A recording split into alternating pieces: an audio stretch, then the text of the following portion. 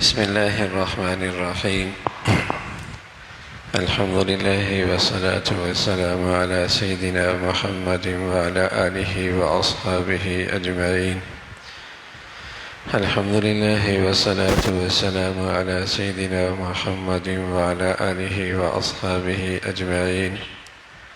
أما بعد فأعوذ بالله من الشيطان الرجيم. بسم الله الرحمن الرحيم. إنما أموالكم وأولادكم فتنة. صدق الله العظيم. اللهم صل على سيدنا محمد النبي الأمي وعلى آله وأصحابه وسلم. اللهم صل على سيدنا محمد النبي الأمي وعلى آله وأصحابه وسلم. میرے معزز مسلمان بزرگوں، عزیز بھائیوں اور امت مسلمہ کی مقدس ماں اور بہنوں، ایک مسلمان کا یہ عقیدہ، نظریہ اور یہ زندگی کا نقطہ نظر ہے کہ یہ زندگی ایک تمہید ہے،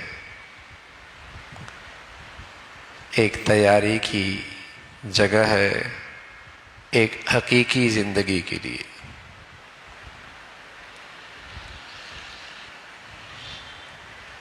جو پائیدار بھی ہے، بڑھیا بھی ہے، نہ ختم ہونے والا زندگی کا سلسلہ ہے۔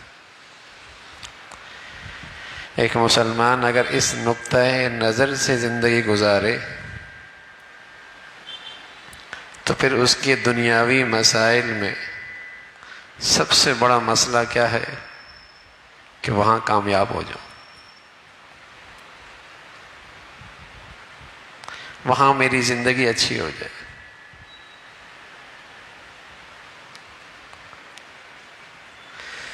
اس نقطۂ نظر کو سامنے رکھ کر وہ اپنی اولاد کو دیکھتا ہے۔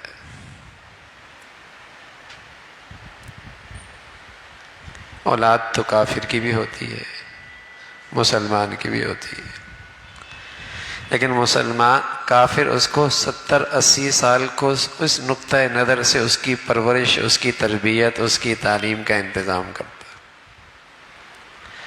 اور مسلمانوں کے سامنے یہ نقطہ نظر ہوتا ہے کہ کھربوں سال کی زندگی کو سامنے رکھ کر وہ اپنی اولاد کے لیے فیصلے کرتا ہے۔ اولاد سب کی ہوتی ہے، ہندو کی بھی ہوتی ہے، سکھ عیسائی کی بھی ہوتی ہے، لیکن ان کے ہاں نقطۂ نظر یہ ہے کہ اس بچے کے ساتھ یہ خیر خواہی ہے کہ اس کی 60-70 سالہ زندگی کے لیے کوئی اچھے فیصلے ہو جائے۔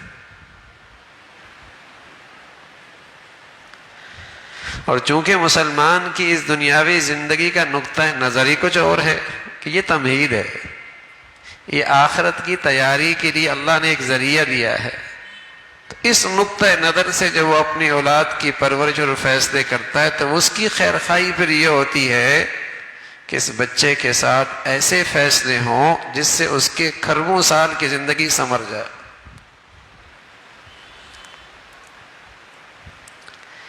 اس لیے اللہ کے نبی صلی اللہ علیہ وسلم نے ماں باپ کی اولاد کی ابتدائی ذمہ داریاں اور اولاد کا جو ابتدائی حقوق ہیں اس کا بھی تذکرہ فرمایا جب بچہ پیدا ہو تو اس کے کان میں اذان کہی جائے، اس کے بائیں کان میں اقامت کہی جائے۔ حضور علیہ الصلوۃ والسلام کا نواسہ حسن، حضور علیہ الصلوۃ والسلام کے پاس آپ تشریف لائے اور آپ نے اس کے کان میں اذان کہی۔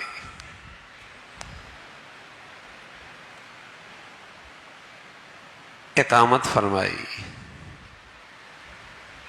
ابتدا ہی سے اس کے دل و دماغ کو اللہ کے نام سے، توحید کے پیغام سے، نماز کی پکار سے آشنا کر دیا۔ معصوم سا ذہن دماغ ہے، لیکن اللہ کا تعارف توحید کا پیغام اور نماز کی دعوت اس کے دل و دماغ میں ڈال دی،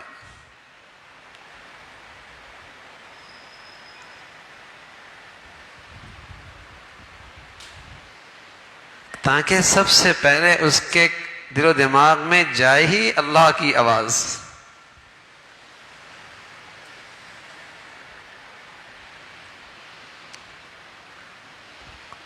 اذان، اقامت،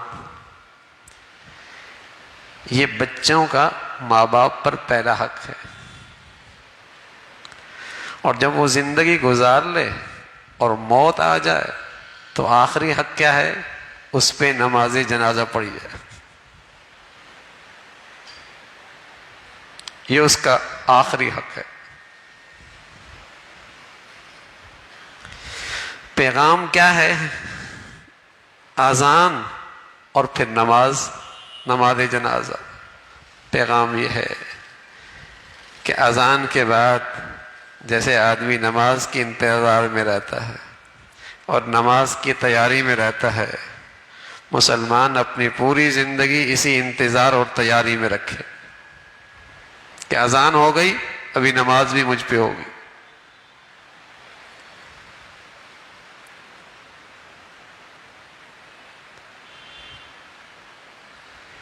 کہ اذان کہی جائے، اقامت کہی جائے۔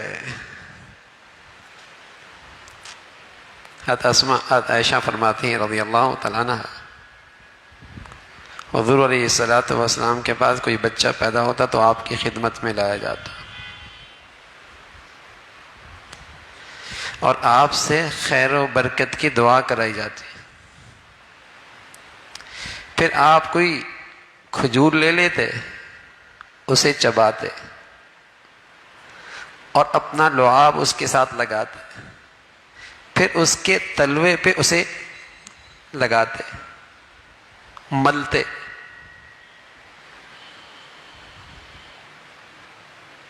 یہ اللہ کے نبی صلی اللہ علیہ وسلم کی بڑی پیاری سنت ہے۔ حضرت اسماء اپنا واقعہ بتاتی ہیں کہ جب حضرت اسماء عائشہ کی بہنہ ہیں، حضرت صدیق کی بیٹی ہیں، حضرت زبیر کی اہلیہ ہیں، فرمانے لگیں کہ جب ہجرت ہوئی تو میں امید سی تھی، جب ہم قباء میں ٹھہرے تو اللہ نے مجھے بیٹا دے دیا، عبداللہ نام رکھ۔ میں اس بچے کو حضور علیہ السلام کی خدمت میں لے گئی، آپ نے اسے گود میں لے لیا، اس کے لیے خیر و برکت کی دعا فرمائی، چھوارا منگوایا، پھر اسے چبایا، لعاب لگایا اپنا، پھر اس کے تلوے پہ مل دیا۔ اور اس بچے کی پیدائش پہ مسلمانوں کو خوشی بہت ہوئی، اس لیے کہ جب ہم مدینہ آئے تو یہ افواہ پھیلا دی گئی تھی کہ یہودیوں نے مسلمانوں پر ایسا جادو کیا ہے کہ ان کی اولاد نہیں ہو۔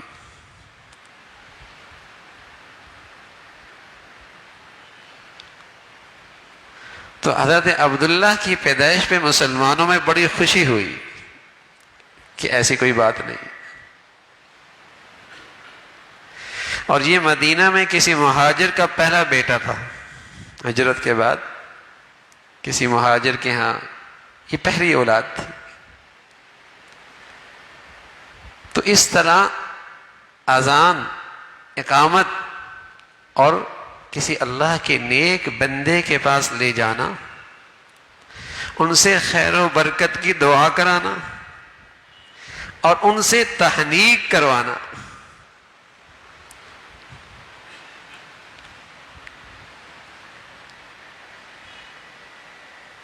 ابتدا ہی سے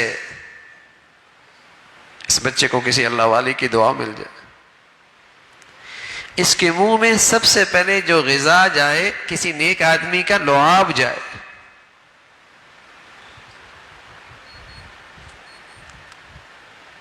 اس مادی دنیا میں ان چیزوں کی اب اہمیت ختم ہو گئی ہے۔ ورنہ حضرات صحابہ رضوان اللہ علیہ اجمعین کا تو یہ معمول تھا، جب پتہ لگتا کہ آپ کسی سفر میں ہیں اور گھر میں امید ہے تو آپ پہلے سے تحنیک کروا لیتے کہ اگر آپ کی عدم موجودگی میں اللہ نے اولاد دے دی تو تحنیک آپ ہی کے لعاب سے ہوگی۔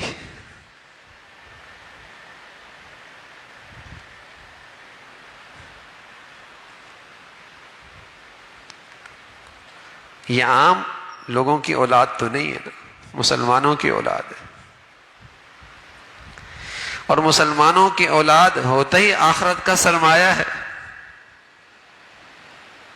صدقہ جاریہ ہے، اللہ کی عظیم الشان نعمت ہے۔ اس کی پرورش ہی اسی نقطہ نظر سے کی جاتی تھی کہ یہ سرمایہ بن جائے کھربوں سال کا۔ مائیں امید سے ہوتی تو پہلے بھی حلال کھانے کی بڑی فکر ہوتی، لیکن جب امید سے ہوتی تو ان کی احتیاط اور بڑھ جاتی، کوئی مشکوک غذا بھی میرے پیٹ میں نہ جائے، کوئی مشکوک غذا بھی میرے پیٹ میں نہ جائے۔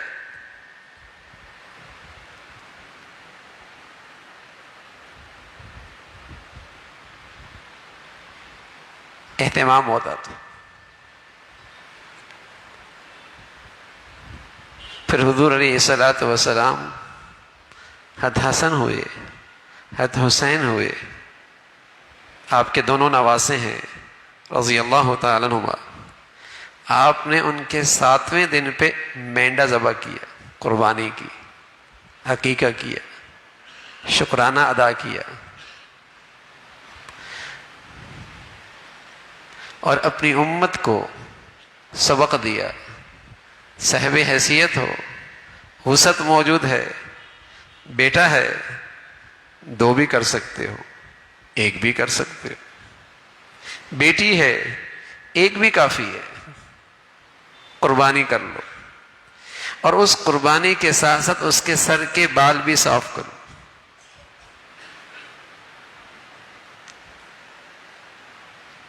اور مستحب ہے جو بال صاف کیے اس کو تول کر اتنا چاندی اللہ کے راستے میں صدقہ کر دو۔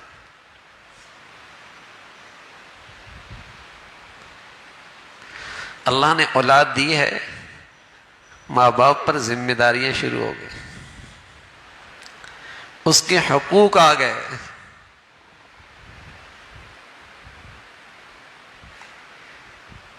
پہلے دن بھی نام رکھ سکتے ہیں، دوسرے دن بھی نام رکھ سکتے ہیں، لیکن 7ویں دن تک رکھ دینا چاہیے۔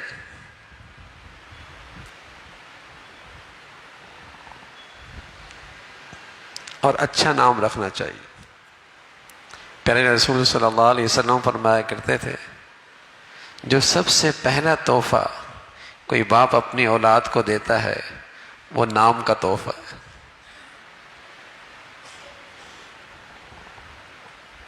کسی اللہ کے نیک بندے سے رکھوائیں، اچھا نام رکھیں۔ آپ علیہ الصلوۃ والسلام فرمایا کرتے تھے کل قیامت میں تمہیں اپنے ناموں سے اور تمہارے آبا کے ناموں سے پکارا جائے گا، شرمندگی نہ ہو کیسا نام رکھا ہے۔ اور فرمایا سب سے اچھا نام عبداللہ، عبد الرحمن، جس میں اللہ کی عبدیت کا اظہار، اعلان، یہ اللہ کا بندہ ہے، یہ رحمان کا بندہ ہے، پسند فرمایا۔ پھر وہ نام جس میں نبیوں کی طرف نسبت ہو، اس میں بھی اظہار ہے کہ مجھے ان بزرگوں سے محبت ہے، عقیدت ہے، میری نسبت ان بزرگوں کے ساتھ ہے۔ حضور علیہ الصلوۃ والسلام نے اپنے بیٹے کا نام ابراہیم رکھا، اپنے بیٹے کا نام ابراہیم رکھا۔ ہاں، آپ نے بعض نام ایسے بھی رکھے جو کسی نبی کا تو نہیں ہے لیکن اس کا معنی بہت اچھا ہے، تو آپ نے اپنے نواسوں کا نام رکھا حسن، حسین، حسن، حسین رضی اللہ تعالیٰ عنہما۔ تو یہ اولاد کا ماں باپ پہ حق ہے. رسول اللہ صلی اللہ علیہ وسلم فرمایا کرتے تھے حق الولد علی الوالد ان یحسن اسمہ، کہ بچے کا والد پہ یہ حق ہے کہ اس کا نام اچھا رکھے، ویحسن ادبہ، اور اسے حسن ادب سے آراستہ کرے.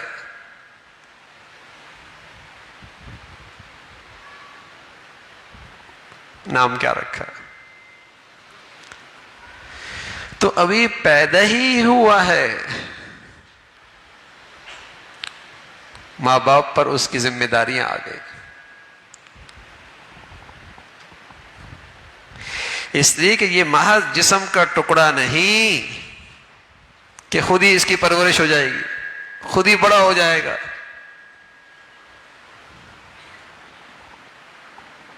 زندگی کسی حصے کا پرزہ بن جائے گا. نا یہ مسلمان کا بچہ ہے. رسول اللہ صلی اللہ علیہ وسلم فرمایا کرتے تھے اپنی اولاد کی قدر کرو.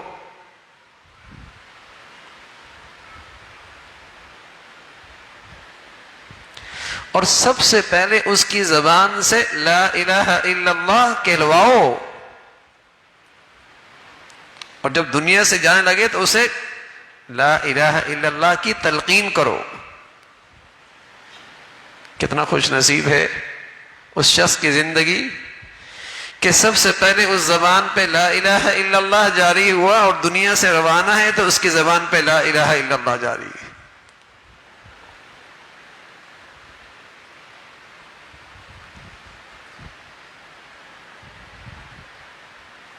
یہودی کا بچہ، عیسائی کا بچہ ہو سکتا ہے، سکھ کا بچہ ہو سکتا ہے، ہندو کا بچہ ہو سکتا ہے کہ اس کی زبان پہ سب سے پہلے گانوں کا گنگنانا آ جائے، اسے اچھا ناچنا آ جائے. اس کے لیے اس کی 2.5 سال سے کلاسیں شروع ہو جاتی ہیں، 2 سال سے کلاسیں شروع ہو جاتی ہیں. ان کا ہو سکتا ہے. لیکن مسلمان کی اولاد کی تو مسلمان کی تو سب سے بڑی کوشش یہ ہوتی ہے کہ اس کی زبان پہ سب سے پہلے اللہ کا نام آئے.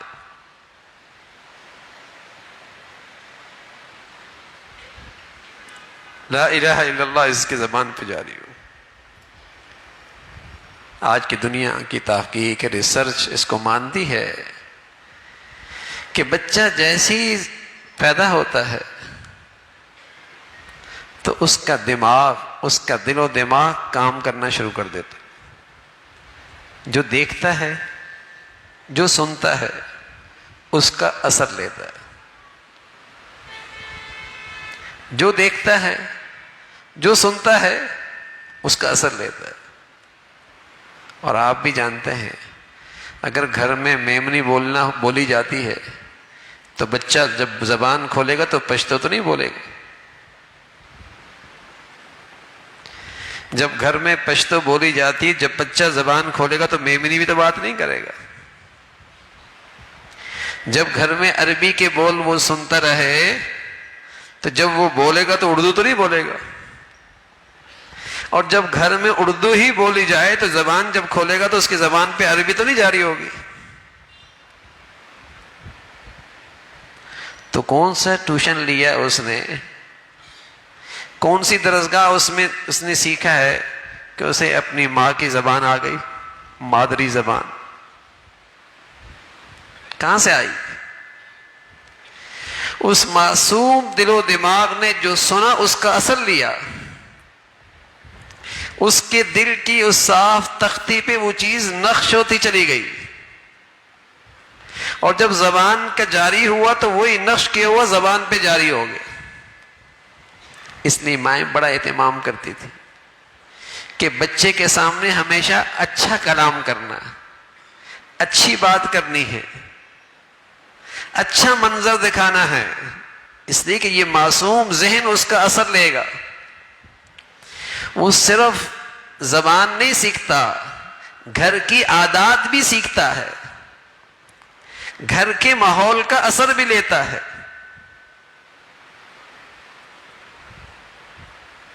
گھر کے رویے بھی اٹھاتا ہے، گھر کے رویے بھی اٹھاتا ہے. اور اگر اس معصوم بچے کے ہاتھ میں آپ کارٹون دے دیں گے تو صرف کھیل نہیں دیکھتا، اس کارٹون کے ذریعے جو کچھ وہ دیکھ رہا ہوتا ہے اس کا ذہن اس کا اثر لے رہا ہوتا ہے. کیسے جھپٹتے ہیں، کیسے لڑتے ہیں، کیسے ظلم کرتے ہیں، کیسی ناانصافی کرتے ہیں، وہ سارا اثر لیتا ہے. تو مسلمان گھروں میں اہتمام ہوتا تھا کہ یہ معصوم ذہن کو وہ کچھ دکھایا جائے، وہ کچھ سنایا جائے کہ اس کے دل دماغ پہ مثبت اثر رہے. اب تو گھروں میں مصروفیت بہت ہوتی ہے تو بچوں کو کارٹون کے حوالے کر دیا کہ ہمیں پریشان نہ کرے، بس چاہے اس کے دل و دماغ میں تخریب پیدا ہوتی رہے، چاہے فساد آتا رہے.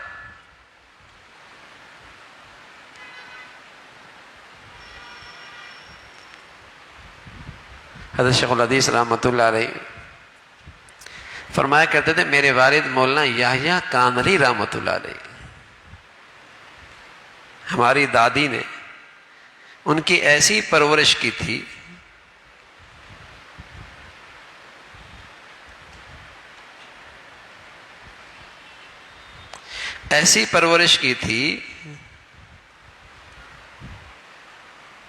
کہ جب انہوں نے زبان کھولی تو انہیں قرآن کا ایک پاؤ یاد تھا،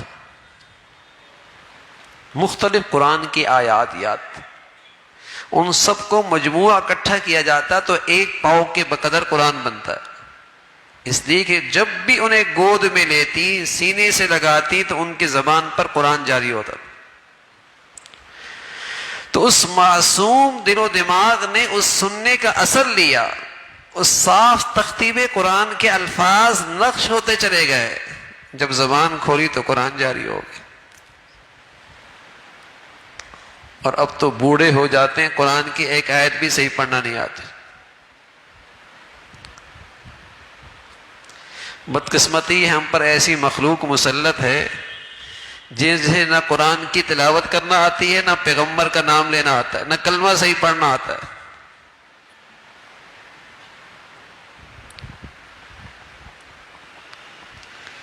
ایسی مخلوق ہم پہ مسلط ہے، نہ قرآن کی آیت پڑھنا آتی ہے، نہ انہیں پیغمبر کا نام لینا آتا ہے، نہ ان کی زبان پر نبی کا نام صحیح جاری ہوتا ہے، اور نہ ہی انہیں، میں عرض کر رہا ہوں، کلمہ صحیح پڑھنا آتا ہے. اور وہاں کیا حال تھا، بچہ زبان کھولتا ہے اسے قرآن کا ایک پاؤ یاد ہے. یہاں ان کو قل هو اللہ بھی نہیں آتا.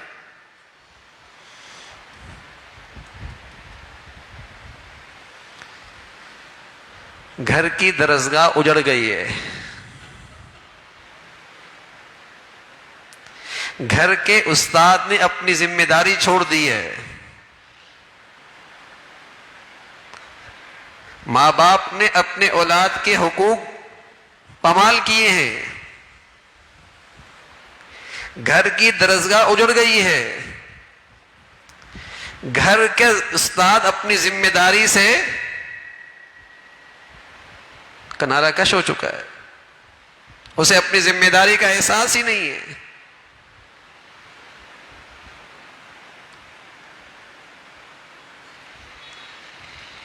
اس لیے کہ اس گھر میں کبھی قرآن سنا ہی نہیں، کسی نے پڑھا ہی نہیں.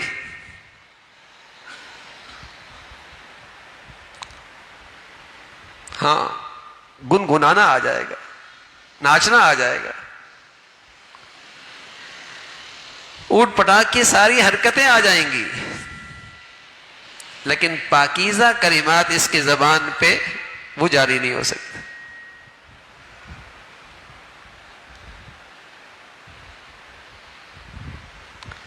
تو پیارے رسول صلی اللہ علیہ وسلم فرمایا کرتے تھے، اپنی اولاد کو سب سے پہلے کلمہ کہلواؤ، اس اولاد کی قدر کرو، اس کی دینی تعلیم تربیت ماں باپ پر اولاد کا حق ہے.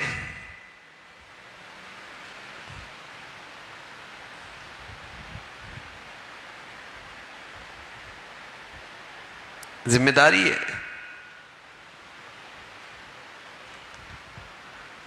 آپ فرمایا کرتے تھے جب بچے کی عمر 7 سال کی ہو اسے نماز کی عادت ڈالو. 7 سال کی عمر بچہ نماز کی عادت ڈالو. کون کہہ رہے؟ اللہ کے نبی کہہ رہے. یہ تو آج مسلمانوں کے گھروں میں منظر نظر آتا ہے کہ 2.5 سال کا بچہ ہے اور ماں باپ اسے اسکول تک پہنچا دیتے ہیں. لیکن یہ منظر مسلمانوں کے گھروں سے ختم ہو گیا کہ 7 سال کا بچہ ہے اور ان کے بچے مسجد میں ہوں اور بچیاں مصلی پہ ہوں. یہ نہیں ملتا. یہ تو ملتا ہے 2.5 سال کا 3 سال کا بچے ہیں تو ماں باپ اسے اٹھا کر اسکول کے دروازے تک پہنچا دیتے. یہ منظر تو نظر آتا ہے. لیکن اپنے نبی کے ارشاد کا لحاظ کتنا ہے؟ اپنے نبی کی بات کی اہمیت زندگی میں کتنی ہے؟ آپ فرمانا کہ 7 سال کی عمر میں اسے نماز کی عادت ڈالو اور جب اس کی عمر 10 سال کی ہو جائے نہ پڑھنے پر تنبیہ کرو، مناسب سزا دو، اور ان 2 بچوں کو اس عمر میں ایک بستر پہ نہ لٹاؤ، ایک چادر کے اندر نہ لٹاؤ، ان کے بسترے الگ کر دو.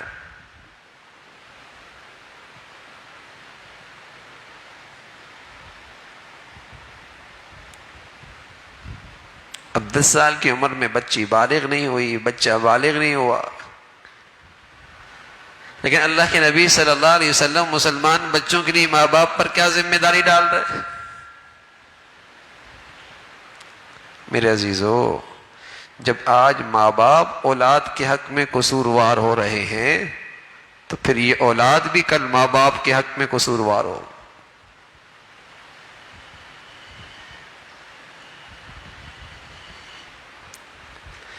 جب یہ ان معصوم بچوں کے حق ضائع کر رہے ہیں تو پھر اولاد بھی کل ماں باپ کا حق ضائع کرے گی. پھر یہ بوڑھا ترسے گا، حسرت کرے گا، کاش کہ یہ اولاد ایک بھی نہ ہوتی. اس بوڑھے کو کوئی نہیں پوچھتا، جیب جو خالی ہو گئی، نہ گھر کی ماں سے پوچھتی ہے نہ اولاد پوچھتی. سب گھر والے سے بوجھ سمجھتے ہیں. اس نے اپنی اولاد کو وہ دیا ہی نہیں جو انہیں دینا تھا، کہ اس بوڑھے کو اپنے لیے رحمت سمجھتا، سعادت سمجھتا، اس کی خدمت کو اپنی نجات سمجھتا اور اس کو اپنے گھر کا سب سے قیمتی سرمایہ سمجھتا.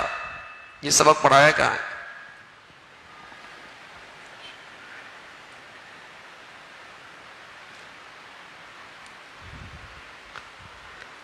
تو رسول اللہ صلی اللہ علیہ وسلم بتا رہے 7 سال کی عمر میں نماز کی عادت ڈالو. کتنے مسلمان ہیں، کتنے گھر ایسے ہیں جو ماں باپ اپنی اولاد کا یہ حق ادا کر رہے ہوں. تو معصوم بچہ ہے، اس عمر میں تو اسے وہ پورے طور پہ ماں باپ کے حوالے ہوتا ہے. وہ تو اسکول نہیں جانا چاہتا، وہ تو نہیں پڑھنا چاہتا، لیکن بھیج دیں نا. بھیجتے ہیں. اہتمام کس کا ہوتا ہے؟ ماں کا ہوتا ہے. اہتمام کس کی ہوتی؟ کس کی فکر ہوتی ہے؟ ماں باپ کی فکر ہوتی ہے. خون پسینے کا پیسہ بھی لگاتے ہیں، وقت بھی دیتے ہیں، فکر بھی کرتے ہیں. اور بچی گھر میں نماز کے لیے کھڑی ہو جائے، اولاد نماز پڑھنے لگ جائے، اس کا لحاظ نہیں ہے.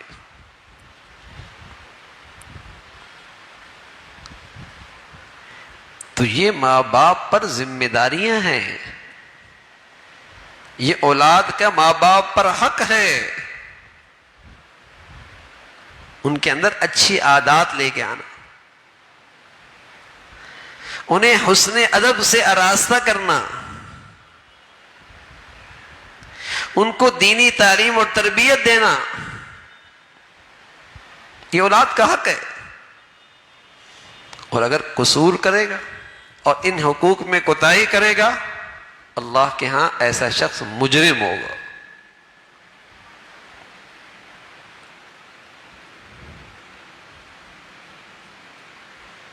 اللہ کے ہاں اس کا حساب دینا ہے، باز پرس ہوگی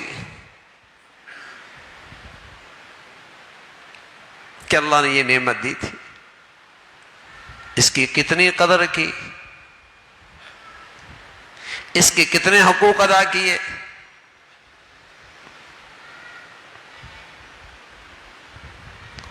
بیٹا ہو، بیٹی ہو، اور خاص طور پہ فرمایا بیٹیوں کا معاملہ، بیٹیوں کا معاملہ، کسی طرح بھی ان کے حق ضائع نہ ہو۔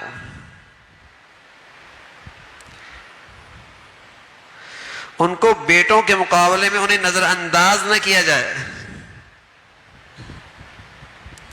ان کے ساتھ بدسلوکی نہ کی جائے، انہیں بوجھ نہ سمجھا جائے، ان کی عزت نفس مجروح نہ کی جائے، چونکہ اولاد میں بیٹیوں کی ذمہ داری ماں باپ پر زیادہ ہوتی ہے۔ تو رسول اللہ صلی اللہ علیہ وسلم نے اس کا انعام بھی بتایا کہ جو بچوں کی تربیت، بچیوں کی تربیت خاص طور پہ نیکی پہ کرے، نیکی پہ کرے، دین پہ کرے اور ان کا خیال رکھے، پھر اسے اچھے گھر جہاں اس کا ایمان دین محفوظ و روانہ کر دے، تو فرمایا کل قیامت میں یہ والد میرے اتنے قریب ہوں گے، اتنے قریب ہوں گے جیسے ہاتھ کی یہ دنگلیاں آپس میں قریب ہوتی۔ یہ اعزاز و اکرام بیٹیوں کے ساتھ حسن سلوک کے بدولت ہے۔ کافروں کا ذکر ہے، وَإِذَا بُشِّرَ أَحَدُهُم بِالْأُنثَىٰ ظَلَّ وَجْهُهُ، جب ان کافروں کو پتہ چل جائے کہ ان کے گھر میں بیٹی ہوئی ہے تو ان کے چہرے سیاہ ہو جاتے۔ یہ کافروں کا تذکرہ ہے۔ وہ بیٹیوں کو اپنے لیے بوجھ سمجھتے ہیں، آر سمجھتے ہیں۔ وَإِذَا بُشِّرَ أَحَدُهُم بِالْأُنثَىٰ ظَلَّ وَجْهُهُ، ان کے چہرے سیاہ ہو جاتے،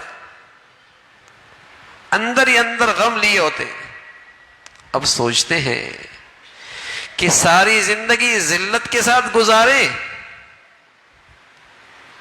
یا اس کا گلا گھونٹ کر اسے منو من مٹی کے نیچے ڈال کے آ جائیں۔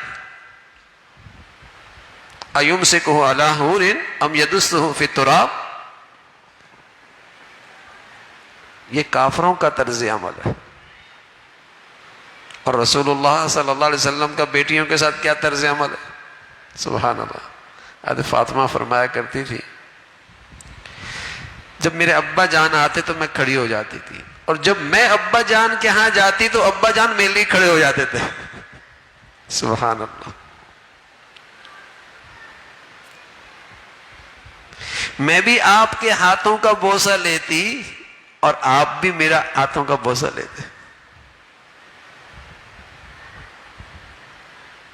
حضرت عائشہ فرماتی ہیں ایک دن ایسا ہوا، میں نے فاطمہ کو ہنستے دیکھا، روتے دیکھا، اور اتنی جلدی کسی کو ہنستے روتے میں نے کبھی نہیں دیکھا۔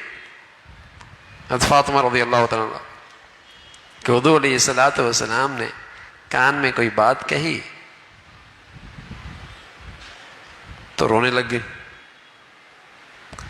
پھر کان میں بات کہی تو فوراً ہنسنے لگ گئی۔ حضرت عائشہ فرماتی ہیں میں نے فاطمہ سے کہا، کیا کہا ہے ابا نے؟ کہا راز کی بات تھی تبھی تو کان میں کہا ہے۔ حضور علیہ الصلوۃ والسلام دنیا سے تشریف لے گئے تو عائشہ فرماتی ہے میں نے کہا فاطمہ اب تو بتا دو۔ فرمایا ابا نے کہا تھا شاید آئندہ رمضان میں ملاقات نہ ہو، تو میں رونے لگ گئی۔ پھر اللہ کے نبی نے میرے کان میں کہا کہ سب سے پہلے جو مجھ سے آ کے آخرت میں ملے گا وہ تم ہوگی، تو میں ہنسنے لگ گئی۔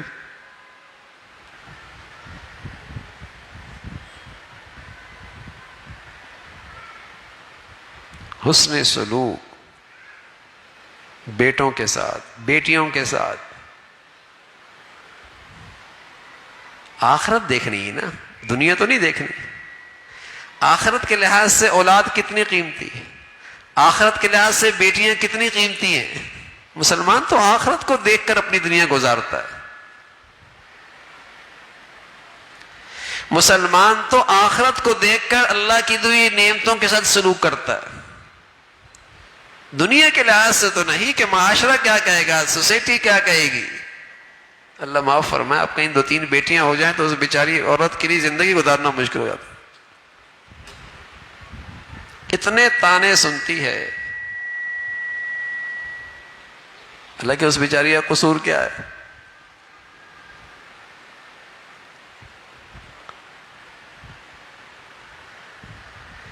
تو اولاد کے ساتھ حسن سلوک، اس کو حسن ادب سکھانا،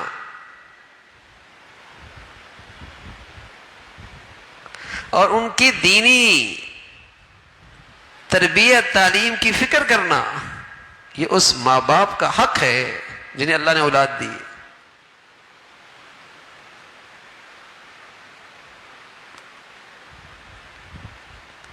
ہر باپ اور ہر شوہر بھی کسی کی اولاد ہے نا. اور ہر ماں اور ہر بیوی بھی کسی کی اولاد ہے نا. بتائیے اگر یہ سبق گھر کے اندر ہی مل جائے تو ہر آدمی اچھا مسلمان نہیں بن سکتا.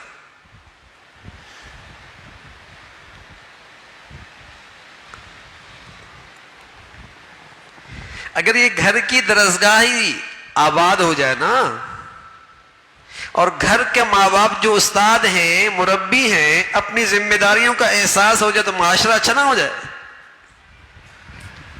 معاشرہ اوپر سے تو گرتا نہیں، گھروں سے نکلتا ہے. پورے سوسائٹی اور معاشرے کی اکائی تو گھر ہے. جب گھر تعلیم و تربیت سے خالی ہوں گے تو معاشرہ بھی ایسے ہی ہوگا نا. یہ اتنے اکٹھے کئی مسلمان بے نمازی نظر آتے ہیں تو کیوں آتے؟ اس لیے بھائی کہ گھروں میں اس کی فکر ختم ہو گئی. 7 سال کی عمر میں، 10 سال کی عمر میں. اللہ حفاظت فرمائے. جو دنیاوی لحاظ سے بس اوقات جتنا بڑا مشہور اور شہرت لگتا ہے، اس کے اولاد کے لیے، اس کے اولاد کے ایسی کارنامے کہ ایسے کارنامے ہیں کہ دنیا کے سامنے مسلمانوں کی شرمندگی ہوتی. ایسی حرکتیں.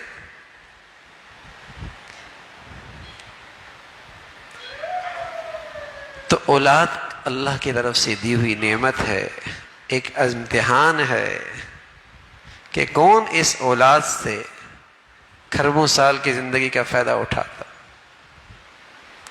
لوگ دکان پہ سرمایہ کاری کرتے ہیں، زمین پہ سرمایہ کاری کرتے ہیں، کارخانوں میں سرمایہ کاری کرتے ہیں، فیکٹریوں میں سرمایہ کاری کرتے ہیں، پیسہ لگاتے ہیں، صلاحیتیں لگاتے ہیں، وقت دیتے ہیں اور اس میں سرمایہ کاری کرتے ہیں. لالچ ہوتی ہے نفع آئے گا. لالچ ہوتی ہے نفع ہوئے، امید ہوتی ہے نفع ہوگا، فائدہ ہوگا. اور کب تک آئے گا بھائی؟ 60 سال، 70 سال، 80 سال بس. تو اولاد کی شکل میں جو اللہ نے زمین دی ہے، اس میں سرمایہ کاری کرو نا بھائی. اس پہ پیسہ لگاؤ، اس پہ صلاحیتیں لگاؤ، اس پہ وقت لگاؤ، انہیں اللہ والا بناؤ. یہ وہ سرمایہ کاری ہے جس کا نفع کھربوں سال تک آئے گا.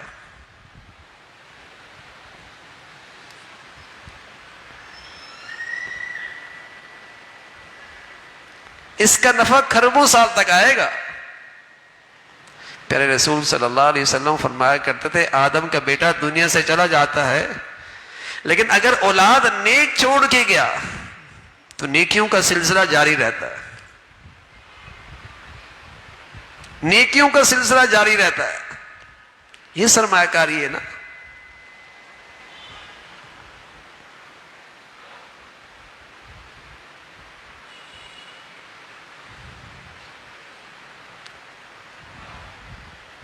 یہودیوں میں پھر بھی فکر موجود ہے.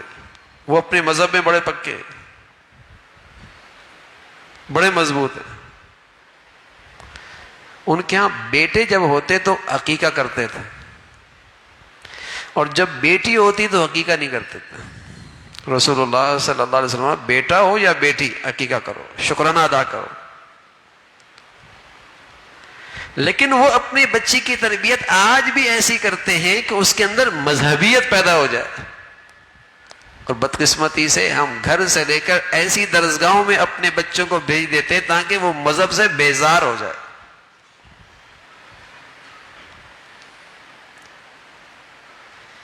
وہ دین سے بیزار ہو جائے اور اس کی فکر بھی نہیں ہوتی۔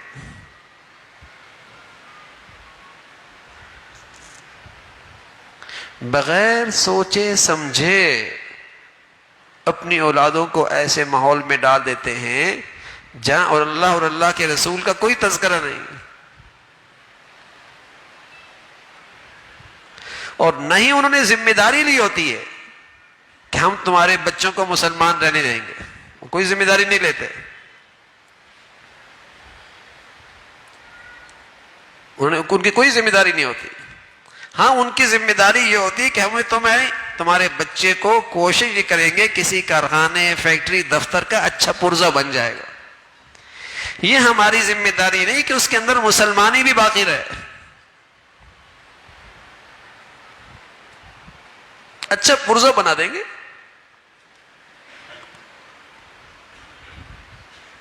ڈگری مل جائے گی، کھانا مل جائے گا، اچھا کما لے گا، مسلمانی اچھی رہ جائے اس کی ذمہ داری وہ نہیں لیتے۔ لیکن بڑا دل گردہ ہے مسلمانوں کا، دنیا کے چند ٹکوں کے لیے اپنے بچوں کی مسلمانی خطرے میں ڈال دیتے، بچوں کا شرم و حیا خطرے میں ڈال دیتے، دینی ایمانی غیرت خطرے میں ڈال دیتے۔ بڑا دل گردہ ہے۔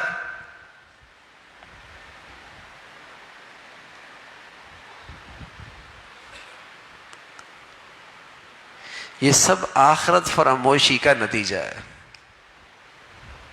آج ہماری زندگیوں میں آخرت کا اس کے لیے کوئی جگہ نہیں، بس یہ دنیا ہی دنیا ہے۔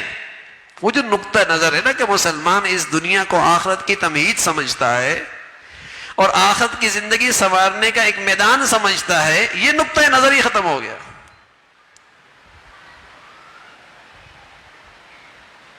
یہی زندگی اوڑھنا بچھونا بنی ہوئی ہے۔ اس لیے اولاد کے لیے سارے فیصلے غلط ہو رہے ہوتے ہیں، تعلیم کے، تربیت کے، زندگی کے فیصلے غلط ہو رہے ہوتے ہیں۔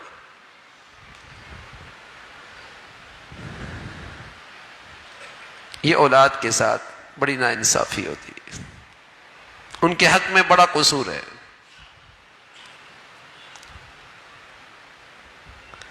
تو گھر کی زندگی اللہ اولاد دیتا ہے تو یہ ماں باپ کی ذمہ داری بنتی ہے۔ اپنی سی پوری کوشش بھی کر لی، پیدا ہوتی ہی اپنی نبی کی تعلیمات کو سامنے رکھ کر اس کی پرورش شروع کر دی، اس کے لیے اپنی سمجھ بوجھ کے مطابق اللہ کے نیک بندوں کی مشورے اور رائے سے اس کی تربیت کا آغاز کر دیا، لیکن پھر بھی مسلمان اس پر اکتفا نہیں کرتا، اللہ سے کہتا ربنا ہب لنا من ازواجنا وذریاتنا قرۃ اعین، اللہ میری اولاد کو میری آنکھوں کی ٹھنڈک بنا دے اور انہیں نیک بنا دے، اور ایسا نیک بنا دے کہ دوسروں کے لیے بھی میری اولاد نیکیوں میں مثال بن جائے۔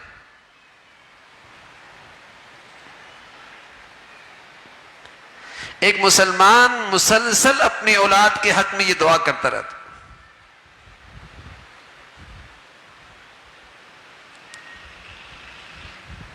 اور سبحان اللہ جب باپ اپنی اولاد کے یہ حقوق ادا کرتا ہے اور اس کے حق میں نیک بننے کی دعا کرنے میں کوتاہی نہیں کرتا تو پھر اولاد کیا دعا کرتی ہے؟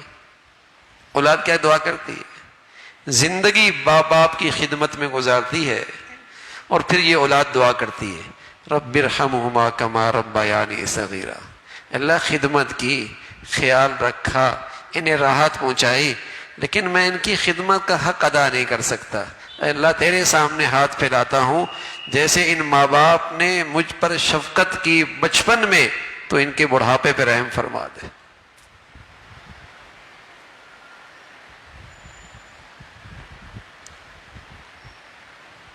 ماں باپ اولاد کی نیک بننے کے لیے دعائیں،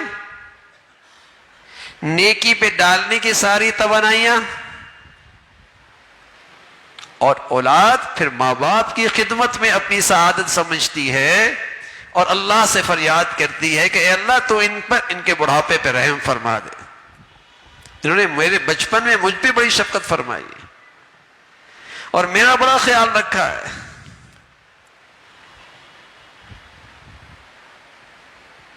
تو میرے عزیزو، اس تربیت سے اور اولاد کی اس خدمت سے اور اولاد اور ماں باپ کی ان دعاؤں سے دونوں کا کام بن جاتا ہے،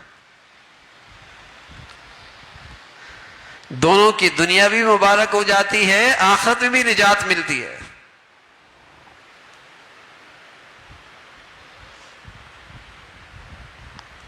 تو ماں باپ اپنی اولاد کے لیے دعا جاری رکھتے ہیں، ربنا ہب لنا من ازواجنا وذریاتنا قرۃ اعین، اور اللہ کریم کہہ رہا ہے یہ میرے خاص بندے ہیں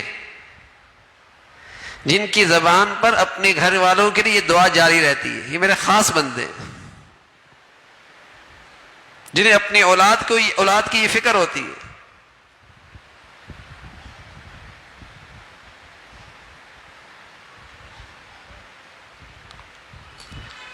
تو یہ اولاد معصوم عمر ہی سے ماحول کا اثر لیتی ہے، اس کا معصوم ذہن اور دماغ دائیں بائیں کے ماحول کا اثر لیتا ہے۔ تو ماں باپ کی ذمہ داری ہوتی ہے گھر کا ماحول کیسا دے رہے ہیں، تعلیمی ادارے کا ماحول کیسے دے رہے ہیں، اور یہ بچہ جو بقیہ وقت گزار رہا ہوتا ہے اس کا اٹھنا بیٹھنا کن لوگوں کے ساتھ ہے۔ یہ تین چیزیں ہیں جو آدمی کی شخصیت پہ اثر انداز ہوتی ہیں۔ گھر کا ماحول کیسا ہے، جس تعلیمی ادارے میں جا رہا ہے وہاں کا رنگ اثر کیا ہے، اور بقیہ وقت اس کا کیسا گزر رہا ہے، دوست کیسے ہیں، اس کی مصروفیت کیا رہتی ہے، کن کے ساتھ اٹھتا بیٹھتا ہے، اس سے اس کی شخصیت بنتی ہے یا بگڑتی ہے، اس کی تعمیر ہوتی ہے یا تخریب ہوتی ہے۔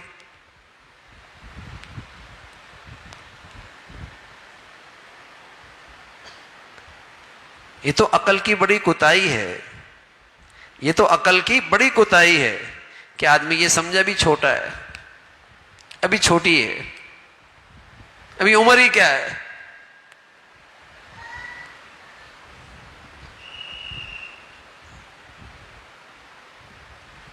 تو صرف چھوٹی عمر میں زبان نہیں سیکھتی اپنی اماں کی، گھر کے ماحول کا صرف زبان کے حد تک اثر نہیں لیتی، اور بھی بہت کچھ عادات بنتی ہیں اس کی، گھر کا اور باہر کا، جہاں جہاں وہ اس کی زندگی گزر رہی ہوتی ہے اس کے رویے لیتی ہے۔ ظاہر ہے وہ اولاد ماں باپ کے ماتحت ہے، جیسا وہ ماحول دیں گے اس کا اثر ہو۔ اس دور میں وہ بڑے خوش نصیب ماں باپ ہوتے ہیں جن کی اولادیں ان کے لیے راحت کا باعث بن جائیں، اور وہ اولادیں بڑی خوش نصیب ہوتی ہیں جن کو اللہ رب العزت ایسے دور اندیش ماں باپ دے دے جو ان کے لیے زندگی کے صحیح فیصلے کر سکے۔ وہ اولادیں بھی بڑی خوش نصیب ہوتی ہیں جنہیں ماں باپ اللہ رب العزت دور اندیش دے دے، روشن خیال، کہ وہ دور کی سوچ سامنے رکھ کر اپنی اولاد کو لیے فیصلے کرے۔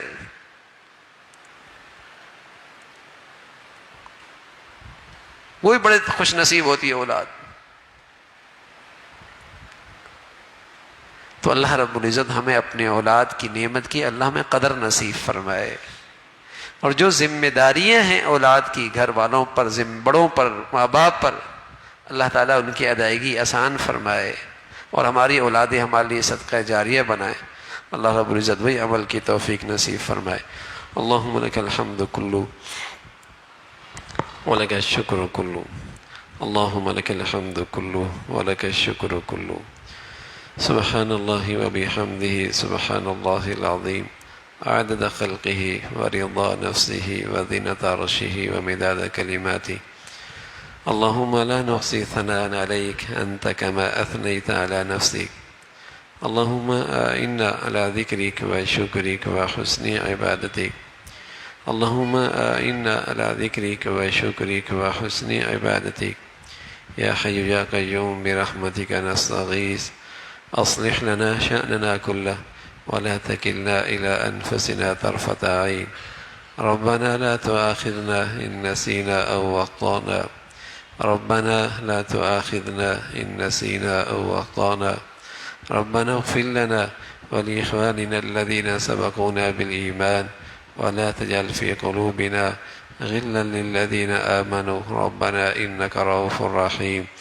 ربنا هب لنا من أزواجنا وذرياتنا قرة أعين واجعلنا للمتقين إماما ربنا آتنا في الدنيا حسنة وفي الآخرة حسنة وقنا عذاب النار یا ارحم الراحمین جو کچھ کہا سنا عمل کی توفیق نصیب فرما ایمان والی عافیت والی صحت والی زندگی عطا فرما یا ارحم الراحمین پورے دین پہ چلنا آسان فرما اے مولا کریم پورے دین پہ چلنا آسان فرما گناہوں کی گندگیوں سے گناہوں کی نحوستوں سے حادثات سانحات سے موذی امراض سے ہمیشہ محفوظ فرما تقوی کی زندگی عطا فرما نیکی کی زندگی عطا فرما ہمارے بچے بچیوں کو ہماری آنکھوں کی ٹھنڈک بنا اپنا فرما بردار بنا اولادوں کو ہماری صدقہ جاریہ بنا اے مولا اپنے فضل سے اپنے کرم سے ہماری اولادوں کو نیکیوں کا شوق نصیب فرما اپنے فضل سے بری صحبت سے برے دوستوں سے بری عادات سے ہمیشہ محفوظ فرما ماں باپ پر جو اولادوں کی ذمہ داریاں ہیں ادائیگی آسان فرما ہمیشہ اولاد کی تعلیم تربیت زندگی کے صحیح فیصلے کرنے کی توفیق عطا فرما مولا کریم اپنے فضل سے بری زندگی سے بری موت سے برے حالات سے محفوظ فرما اپنے فضل سے تمام حاضرین حاضرات سامعین سامعات کی تمام جائز حاجات کو پورا فرما مشکلات کو آسان فرما پریشانیوں کو ختم فرما اپنے فضل سے اپنے کرم سے مولا کریم ساری امت مسلمہ کے حال پہ رحم فرما اہل اسلام کو نیک صالح قیادت نصیب فرما ظالموں سے بے دینوں سے جہلاء سے اس امت کو نجات نصیب فرما اپنے فضل سے دین کی خدمت کی جتنی شکلیں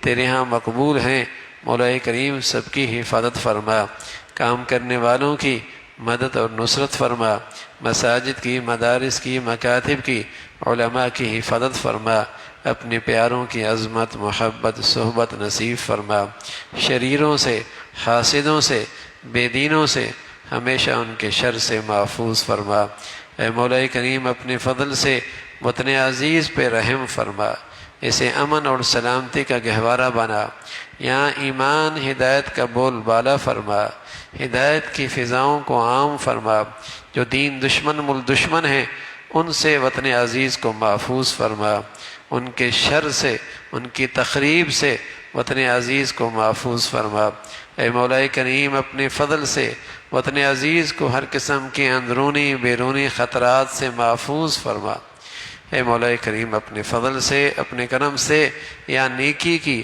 اور خیر کی اور تعمیر کی جتنی قوتیں ہیں انہیں غلبہ نصیب فرما شر کی اور برائی کی اور بے حیائی کی اور تخریب کی جتنی طاقتیں ہیں انہیں نیست و نابود فرما مولا کریم ہمارے ملک پہ رحم فرما ہمارے شہر پہ رحم فرما ساری امت مسلمہ کے حال پہ رحم فرما مسلمانوں میں ایمانی اسلامی وحدت عطا فرما اے مولا کریم مسلمانوں میں اسلامی اخوت کو زندہ فرما رنگ نسل وطن علاقے نفرتوں کی جتنی شکلیں ہیں مسلمانوں کو ان کے شر سے محفوظ فرما جو لوگ مسلمانوں میں نفرتوں کا بیج بول رہے افتراق انتشار اس کے اے اللہ اس کے خواہش مند ہیں ان کے فتنوں سے مسلمانوں کی ہمیشہ حفاظت فرما ربنا تقبل منا انك انت السميع العليم وتب علينا انك انت التواب الرحيم وصلى الله على سيدنا